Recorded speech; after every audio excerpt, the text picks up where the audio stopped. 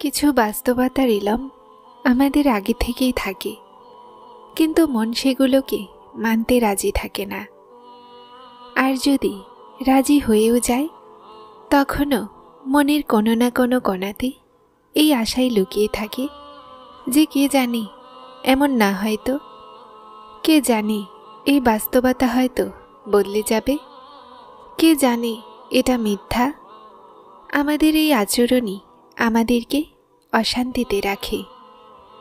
যখন তখনও সারে যখন আমরা পরীক্ষাকে মেনে নিই, আর সামনে এগিয়ে যাওয়ার আশা তখনই আসে যখন আমরা বাস্তবতাকে মেনে নিই আর আল্লাহর ইচ্ছাকে কবুল করে নিই, এই বিশ্বাসের সাথে যে এটাতেই আমাদের জন্য কল্যাণ আছে, এটাই আমাদের জন্য উত্তম ছিল।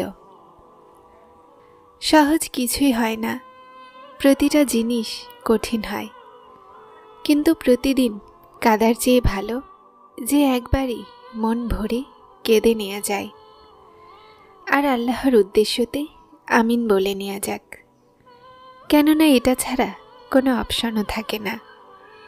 না হলে মানুষ সারা জীবন কষ্ট পেতে থাকে আর অভিযোগ আল্লাহর কাছে করে। এভাবেই নিজের ওপরেও জুলুম করে আর আল্লাহর প্রতিশোধের ওপরেও। মনে রাখো, ভুলে যাওয়া এখন তোমার এই জন্য কঠিন লাগছে কেননা তুমি কষ্টে আছো। ভুলে যাওয়ার ভাবো তো ভয় পেয়ে যাও যে ভুলে যাবে তো মরে যাবে, কিন্তু এমন নয়। এই সবরের ফল তোমাকে দ্বিগুণ করে দান করে দেয়া হবে। তোমার চোখ থেকে পড়া এক ফোঁটা অশ্রু তোমার অংশে দ্বিগুণ খুশি নিয়ে আসবে। যেই জিনিসগুলোতে এখন এই মন কষ্ট পাচ্ছে না, কাল সেগুলোর সামান্য খেয়ালও তোমাকে কষ্ট দিতে পারবে না। এই যে কষ্ট আজ মস্তিষ্কে পরীক্ষা হয়ে ভারী পড়েছে না, এটা এখন বেশিক্ষণ থাকবে না। তুমি কতটা চেষ্টা করছো আর তুমি কতটা সহ্য করেছ, এই সব কিছুর খবর আল্লাহ তোমার চেয়ে আগে জানেন। যদি পড়ে গেছো তো কি হয়েছে, উঠে দাঁড়াতে কেন ভয় পাও? চেষ্টা তো করো। তুমি আল্লাহকে একবার ডাকবে তো তিনি 100 বার তোমার ডাকের জবাব দিবেন।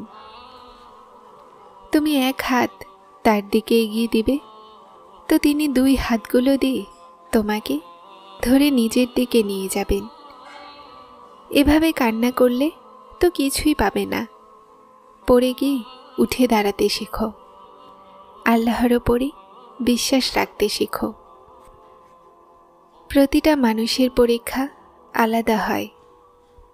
নেক নজরে আসা মানুষেরাও নিজের মাঝে সবসময় শয়তানের সাথে লড়াই করতে থাকে। তাদেরও দুঃখ আছে, তারাও ভেঙে যায়। তাদের জন্য কিছু ভালো কাজ করা পরীক্ষা হয়ে দাঁড়ায়। কারো জন্য পর্দা, কারো জন্য জবানের খেয়ানত করা, আর কারো জন্য সত্য বলা। প্রতিটা ব্যক্তির পরীক্ষা আলাদা হয়। আপনি আপনার তুলনা অন্যের সাথে করেন না। কেউ ছেড়ে যায় না আপনাকে। শুধু আল্লাহ কিছু মানুষকে একদম পছন্দই করেন না যে সে আপনার সাথে থাকুক, কেননা সে আপনাকে বিপদগামী করে দেয়। তাই এমনদের জন্য নিজেকে চিন্তিত করা উচিত নয়, বরং আল্লাহর শুকরিয়া আদায় করা উচিত যে তিনি পরীক্ষা আর কষ্ট থেকে বাঁচিয়ে নিয়েছেন। শুধুমাত্র সবার হিদায়াতের জন্য দোয়া করা উচিত। বিশ্বাস করুন, আপনার ভাঙা হৃদয়ও পুনরায় জুড়তে পারে। যে এটাকে যতটা মৃত অনুভব হচ্ছে না, এর চেয়ে বেশি জীবন প্রাণবন্ত হতে পারে। ভুলে গেছ কোন রব বানিয়েছিলেন, যিনি মৃত মাটিকে বৃষ্টির পরে জীবন্ত হয়ে যাওয়ার প্রমাণ দিয়েছেন? তার কথায় কখনো লক্ষ্য করনি? যেখানে এই প্রমাণ কিয়ামতের দিকে ইশারা করে, সেখানে তোমার মনের জন্য এখানে আসা থাকা উচিত। শুধুমাত্র আল্লাহর ব্যাপারে এতটুকু ভেবো না। চোখগুলো বন্ধ করে বিশ্বাস করে নাও যে এটা তো মজিজার রাস্তা। তুমি আল্লাহর ন্যায় বিচার জানো? তার জন্য যা ছেড়ে দেবে সেটার চেয়ে উত্তম তোমাকে দান করবেন। তুমি এক নজর ছেড়ে দাও, উনি বদলে অনেক কিছু দান করবেন। আমাদের জীবনে আসন্ন আর হওয়া প্রতিটা জিনিসে আল্লাহর উদ্দেশ্য আছে। কারো জীবনে আসা অথবা চলে যাওয়া, রাতগুলোতে উঠে উঠে কান্না অথবা শান্তির ঘুমে ঘুমিয়ে যাওয়া, এক মুহূর্তে হাজারো খেয়ালের তৈরি হওয়া আর অন্য মুহূর্তে সেই সমস্ত আশাগুলোর ভেঙে যাওয়া, এই সব কিছু আল্লাহর ইচ্ছাতেই হয়। আল্লাহ জানেন যে আমার এই বান্দা আমার দিকে এক ডাকেই চলে আসবে, আর এই বান্দাকে আমার একটু কষ্ট দিয়ে নিজের দিকে আনতে হবে।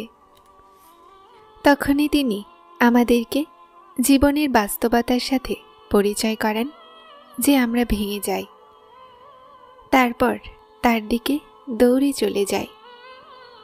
কষ্টের ওপরে কষ্ট আর বারবার পড়ে যাওয়া, এই চোটগুলো তারপর আল্লাহর কাছে নিয়ে যায়, আর নিয়েও যায় কেননা তার কাছে প্রতিটা জখমের প্রতিষেধক আছে।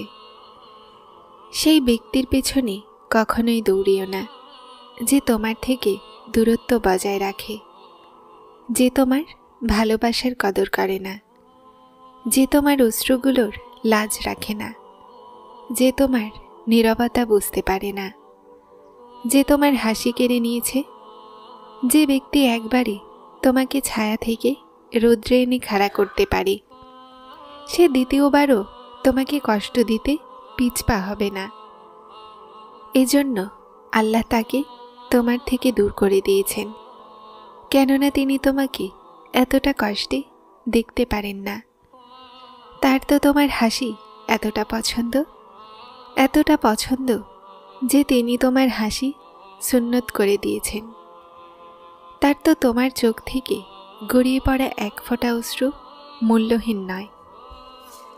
তুমি একবার তার উপরে বিশ্বাস রেখে তো দেখো, তুমি একবার তার প্রতিশোধ তো দেখে নাও। উনি কতটা ভালোবাসা নিয়ে তোমার দিকে দেখেন, তার সেই ভালোবাসায় ভরা নজর অনুভব তো করো। মন কাঁপে না তার পরিস্থিতি অনুভব করে? তার ফায়সালায় শান্তি অনুভব তো করো। যারা চ্যানেলটিতে নতুন এসেছেন তারা সাবস্ক্রাইব করে হেদায়েতের সাথে থাকুন। আসসালামু আলাইকুম।